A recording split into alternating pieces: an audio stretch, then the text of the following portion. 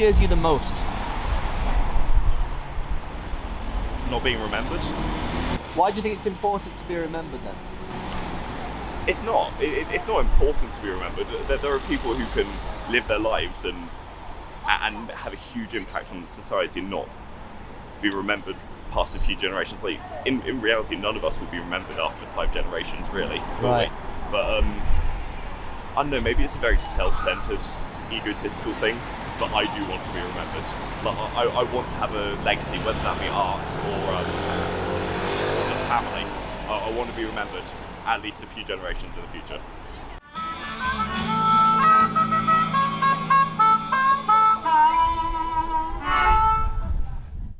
I was a cab driver for 48 years, and it doesn't suit everybody, but the kind of person I am, the job suited me, and it's also allowed me to do my music as well, you know. Bit of a free spirit, I suppose, in a way, you know. Any interesting stories from the cab driving days? Any? Oh, I could go on forever.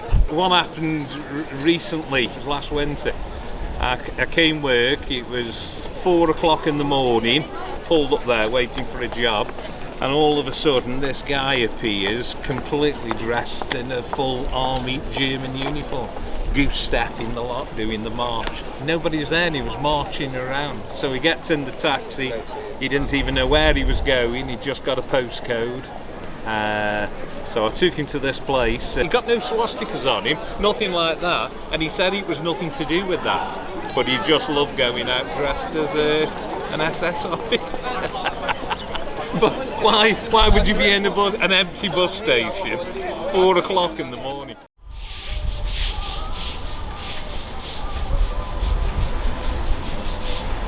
What event, if any, changed your view on life? Well, that has to be a trip that we made when we were young. Like I said, from Zimbabwe, I lived in the countryside, deep in the village where there's no electricity and running water and all those stuff, you know. And then we had through music, we were lucky enough to get a trip to come and live in Oxford for 2 weeks. At the time, I was 16 years old. I was like really, wow, out of this world. So just from the village to the city, from the city, you know, to another country, not just another country, outside the continent, to the UK, stayed in Oxford, stayed 2 weeks. We did some work with Pegasus Theatre, you know, other kids here. It was a cultural exchange program. We even met the Queen. Wow. So yeah, that was nice. The organizers thought we can go there and sing a song for her one, or of course it was a busy people walking around. But yeah, we shook hand. I can't really remember what happened exactly, but I remember taking pictures and, you know, and eye-opening. You know, if you come from the village, all you know is what you've seen. If you didn't even have a TV where I'm from, so all of a sudden you're outside in the UK, interacting with a lot of people. Yeah. And then when you got back home, how did you feel then? You totally changed your mind on things? Or? Of course it did. It did. I thought, like, you know, I tend to believe in myself, or, you know, self what I was doing. I was like sure that music is really what I want to do, and confident, you know, feeling like I've found something that I need. But also on the other hand, on the bedside, it's like I didn't study as much because I feel like, you know, I don't need this anymore. I'm just doing music now. But I wish I could have just pushed both, you know. Yeah.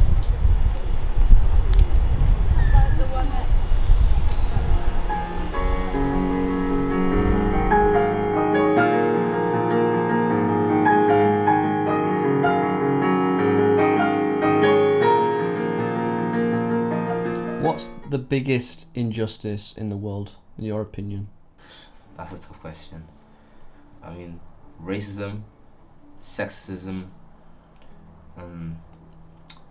I just think generally it's to do with poverty. I think the people that have power, they're not using it in the most optimal fashion, and they're trying to, you know, enslave or dominate those that are in a weaker position. So I think the biggest adjustment will probably be those with the supreme authority and how they use it to manipulate the system.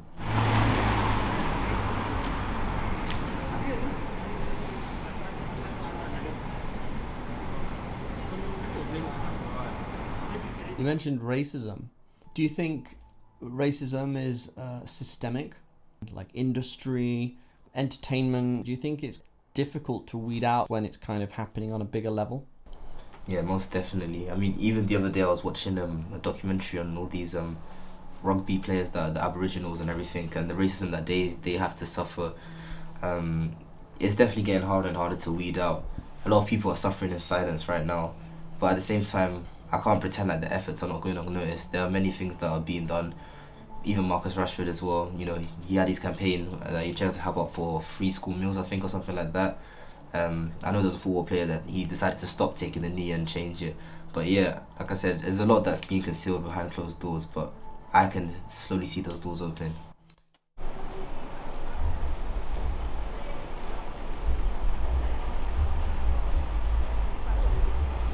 Can you think of a time in which you wish you'd tried a bit harder? Just generally a lot of skills. I don't like being uncomfortable, so then I stop it if I'm not, you know, excelling at it. Also, like A-levels and GCSEs, I definitely could have worked harder. What's the craziest belief you have that nobody else agrees with you on? No one wants to see a picture of your dog. When did you first realise that? Or have that thought? I don't know, just everyone's always like, oh, it shows you many, and you're just there like, I don't care, it's not Right. or your dream.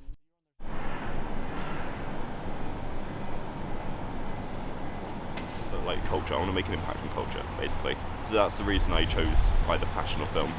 It's like they're both very cultural staples, and I want to make an impact on them. And what makes you want to prove yourself? What is that if you had to dig deep? It's just like being satisfied.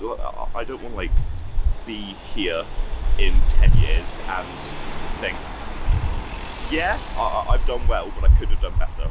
I don't want to think that. Obviously, there are going to be sacrifices no matter what I go for. If I want to focus on relationships, I'm going to sacrifice probably professional work. Since I was a little kid, I've always wanted to travel, but if you travel, you're not going to be able to get stable relationships. So no matter what you do, you're going to sacrifice something. So yeah, I'm going to have to forego things.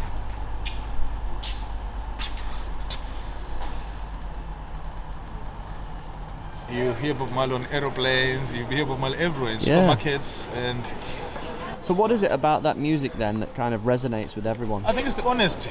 It's the honesty. It's honesty in just the musicmanship, just like they were writing songs and playing them originally. And also, I think it's because it stands for everybody. Everybody is, you know, Bob Marley talks for everybody, whether you're young, you're old, white, black, woman, child, you know, Bob Marley is there for you.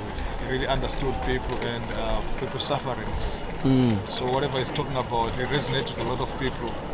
You poor or rich, you know, I think, yeah, that, I say Bob Marley, but it's the generation of that music, you know, same vision, and they were aware about things that are going on the other side of the world, you know, they were concerned about it. Now we are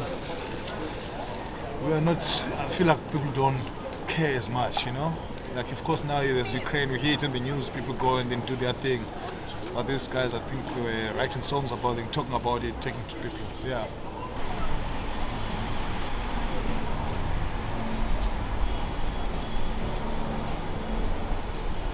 Are there any particular achievements that you're proud of? Yeah, I suppose when I was 40 and my hair was falling out and I was still trying to prove myself I could do it, I rode on a 40-year-old tandem from Land's End to John O'Groats, towing a 50-gallon drum behind us. Me and my mate did it. We were both the same age, with a tent in, and we rode from Land's End to John O'Groats. What inspired that trip? Because it was just something that I'd always thought that I'd like have a go at, because as you can see, I'm no athlete, but I always fancied having a go at doing it. And I always say I should have gone in the Guinness Book of Records for it, because the day I set off at Land's End, I was 18 stone. And the day I finished at John O'Groats, I was 18 stone 3. So, and who could put £3 on and cycle nearly 1,000 miles? That's quite an achievement. Oh yeah, but we were drinking every night, and we had a great time all the way.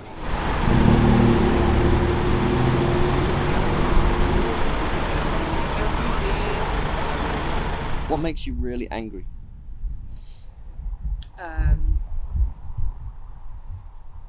I don't know, just like people thinking they're better than other people or having that sense of entitlement when it helps no one.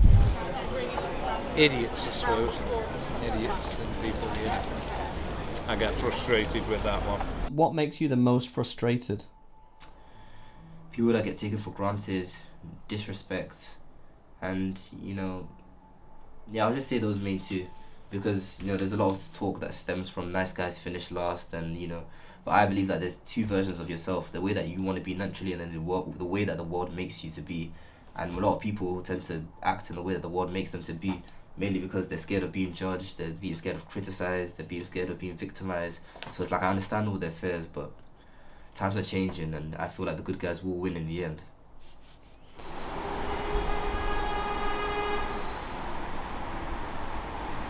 Do you have any regrets? No. If I could have my time over, I'd probably do exactly the same what I've done now. What's the most important thing you've learned? Good win yesterday, wasn't it? Yeah. I saw you on telly, innit? Yeah. To enjoy every day, Sat really. next to a manager. Yeah, I'd say enjoy, no matter what stage you are in your life, just enjoy it, because nobody knows, do they? So yeah, I'd say that. Say something. Could you be low?